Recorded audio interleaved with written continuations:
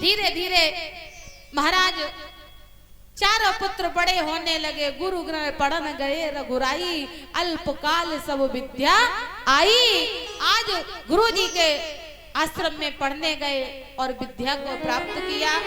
विद्या प्राप्त करने के बाद में घर आए और राम जी ने ऐसा आचरण किया कि संसार को दिखा दिया एक पुत्र को कैसा होना चाहिए।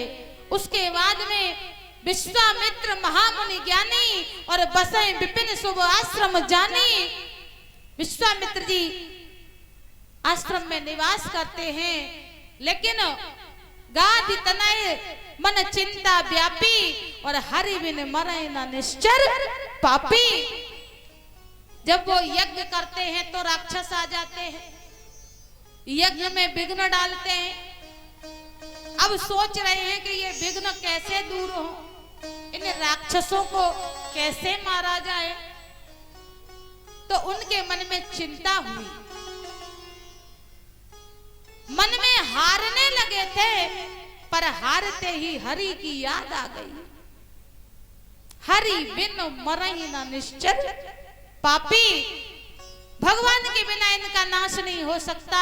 तो नींव डाल दी विश्वामित्र जी ने, राक्षसों से युद्ध की।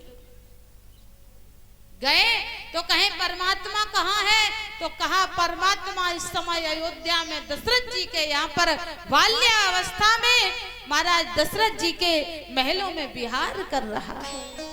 द्रबहु सो दशरथ अजिर विहारी।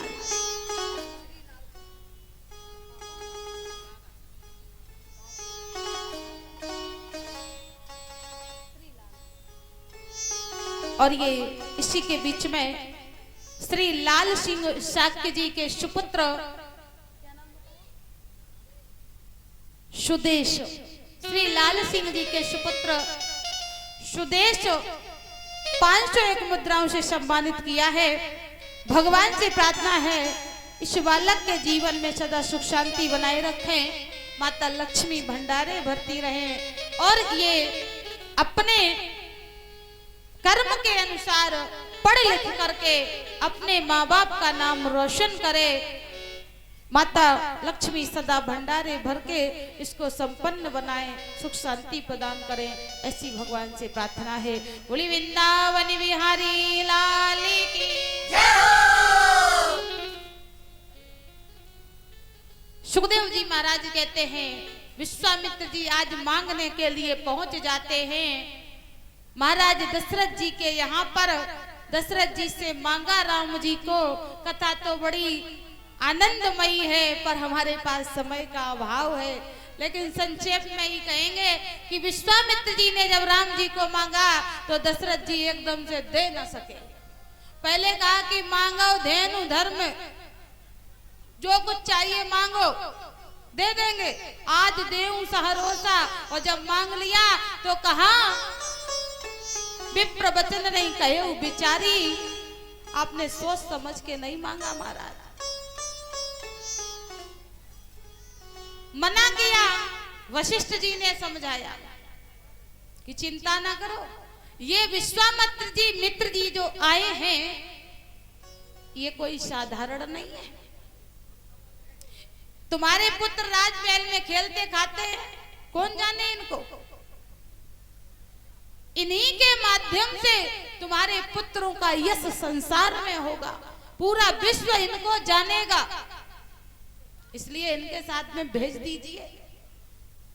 देखिए विश्वामित्र और वशिष्ठ जी की जन्म से ही शत्रुता चल रही थी।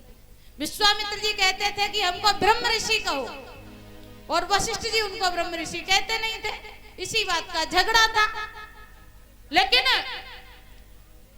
जब भगवान के अवतार का पता चला और दैत्यों का आतंक बढ़ा तो विश्वामित्र जी ने कहा कि वो तो वशिष्ठ जी के शिष्य हैं, अब उनसे हमारी शत्रुता है और हम उनके पास जाएंगे तो हम छोटे हो जाएंगे। फिर विचार किया कि अगर अपनी व्यक्तिगत शत्रुता के लिए संसार का हित नहीं हुआ तो हमारा संत बनना व्यर्थ हो जाएगा। संत इसीलिए कहा कि संत बड़े परमार्थी, संत अपनी व्यक्तिगत इच्छाओं का दफन करके लोक हित के लिए कदम बढ़ाते हैं, तो अपनी शत्रुता को भूल करके आज वो वशिष्ठ जी के यहाँ पर मांगने पहुंच गए। और जब राजा ने मना कर दिया तो विश्वामित्र जी ने वशिष्ठ जी की तरफ इतनी दयनीय दृष्टि से देखा, आंखों से आंखों की बात हो गई और विश्वामित्र जी को विश्वास दिला दिया आंखों से कि चिंता न करो, तुम खाली हाथ नहीं जाओगे। और कह दिया उसी समय वशिष्ठ जी ने, अरे राजन, ये विश्वामित्र ब्रह्म ऋषि है जिसे सुनने के लिए तरस गए थे। आज वही बात जब सुनने की इच्छा समाप्त हो गई तब ब्रह्म ऋषि का पद प्राप्त हो गया। लेकर के आए, यज्ञ संपन्न कराया और यज्ञ संपन्न कराने के बाद में जब यज्ञ संपन्न कराया, देखिए भगवान राम और लक्ष्मण चले। राम जी ने मात्र 1.5 राक्षस का वध किया,